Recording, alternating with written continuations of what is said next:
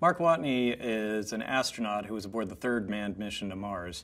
The mission was struck with a terrible sandstorm that injured him and caused the rest of the crew to believe he was dead and forced them to evacuate. So now he finds himself on Mars, stranded. Everyone thinks he's dead, and he's only got enough equipment to last, well, a planned mission date of 31 days. He needs to survive several years to last until the next manned mission to Mars, which is his only hope of getting home alive. So he's got his work cut out for him. He quickly realizes that his best hope of survival is to last until the next manned mission to Mars lands. And that comes with some other complications because it's going to be really far away on Mars, and so you need to figure out a way to get there from where he is. But one thing at a time, it's not scheduled to land for another 4 years. And he doesn't have anywhere near enough food to last that long. So the first thing he needs to work out is how can he last 4 years with the supplies he has? Mark needs to use this equipment in new and inventive ways that it was not designed to last and can't always handle. And sometimes there's a few surprises for him here and there, and exactly where this equipment fails. In order to survive, Mark constantly has to hack his environment. He constantly has to try to find new ways to use existing equipment for unexpected purposes. He needs to find a way to make more water. He needs to figure out how to make food. He needs to collect a bunch of carbon dioxide from Mars's atmosphere so he can run it through some equipment to make oxygen, and so on and so forth. Mark works out that he has enough food to last about 300 days, but it's going to be about 1,400 days until the next manned mission lands. So obviously there's a shortfall there that he needs to find a way to survive through.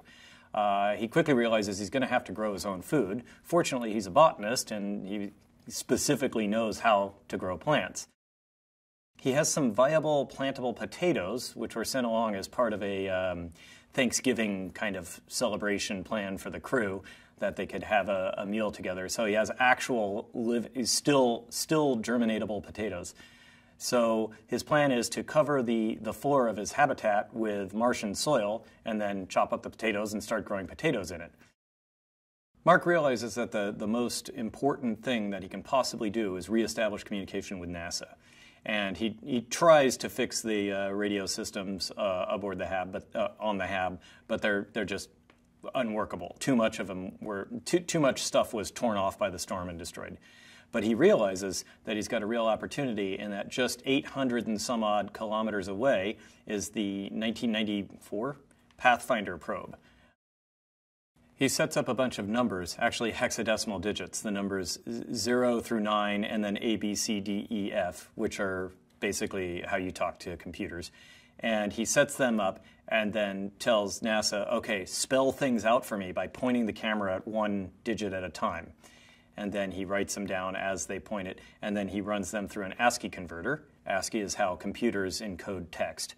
And then from that, he can see whatever it is that NASA is trying to tell him. It's very slow, but it's effective. Mark is alone on Mars, and that takes a toll on people. Fortunately, Mark is very well trained as an astronaut, and it's not like he was picked up off the street and thrown into this situation. He beat out tens of thousands of other very qualified applicants for this position on the crew. So he's got the right stuff, so to speak. He's got the psychology that they're looking for, cool under fire, doesn't tend to panic, doesn't fall into despondency. So he has the right psychology to handle this, and it's a huge challenge to deal with that much isolation and constant stress and fear of death. In a way, he's using the mission logs as a person to talk to.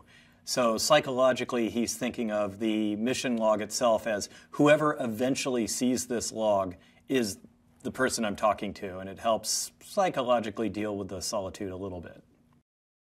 The most valuable asset he has is communication with NASA, because then it's not just his mind working the problem. It's a huge collection of tens of thousands of the smartest people on Earth. So that's a very good resource to have.